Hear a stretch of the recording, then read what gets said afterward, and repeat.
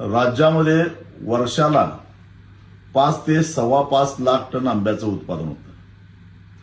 त्यापैकी जवळपास निम्म म्हणजे 2.25 ते 2.5 लाख टन उत्पादन हे केवळ सिंधुदुर्ग आणि रत्नागिरी जिल्ह्यामध्ये होतं.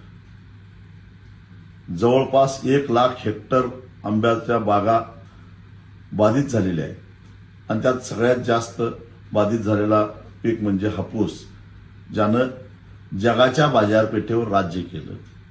कोकणचा राजा, फळांचा राजा म्हणून या ज्या हापूसचा आपण गौरवानं उल्लेख करतो, कधी कधी आम्हालाच हापूस खायला मिळत नाही इतका बाहेरच्या देशामध्ये तो जातो. तोच हापूस आता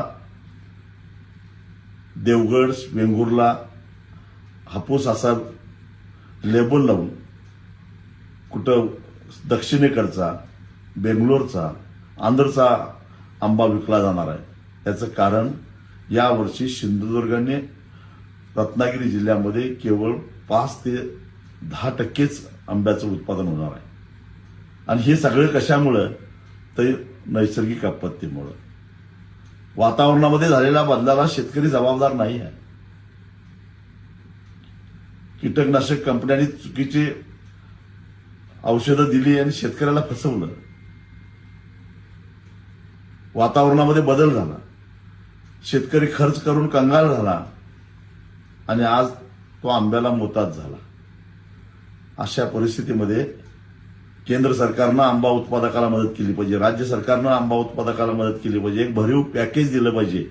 हेक्टरी 5 लाख रुपये आंब्याला, जी आंब्याची स्थिती आहे तीच काजूची स्थिती आहे, आणि हेक्टरी 3 लाख रुपये काजूला मदत दिली पाहिजे. या मागणीसाठी उद्या म्हणजेच 12 मार्चला ओरस या सिंधुदुर्ग जिल्ह्याच्या जिल्हाधिकारी कार्यालयावर प्रचंड मोठा आंबा बागायतदारांचा मोर्चा काढायचा ठरवलेला आहे. आणि या मोर्चामध्ये तुम्ही सगळ्यांनी सहभागी व्हा अशी माझी तुम्हाला कळकळीची विनंती आहे.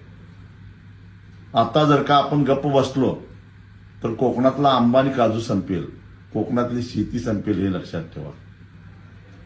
आणि जे आंबा पिकवत नाहीत त्यांनाही मला सांगायचं आहे, तुमच्या जिभेवर रेंगाळणारी हापूस आंब्याची चव जर कायम ठेवायची असेल तर कोकणात हापूस टिकला पाहिजे, कोकणात आंबा टिकला पाहिजे.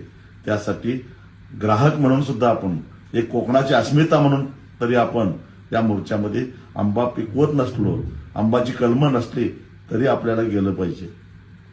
काही शेतकरी असा विचार करतील आम्ही करारांना आधीच व्यापाऱ्याला दिले आहेत,